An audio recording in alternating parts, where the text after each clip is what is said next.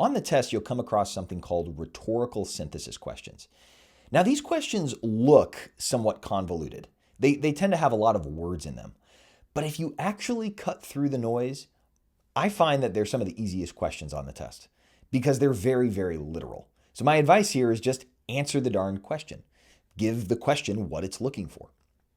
Now, we'll see an example of this in a minute, but the way these go is that you'll get a short passage and then a question about that passage.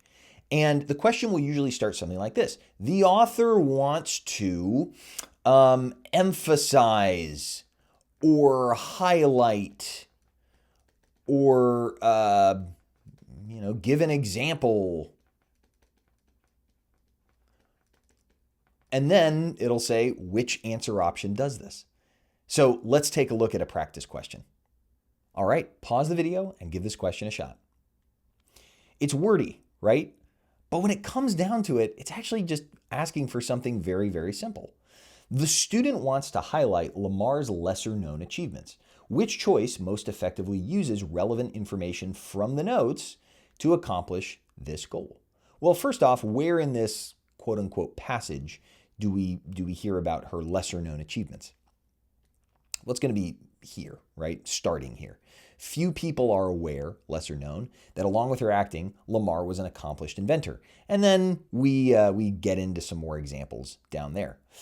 So she is known as a 20th century film icon, not lesser known. So that's not what we're talking about. I like B. We'll come back to it. Hedy Lamarr was able to multitask.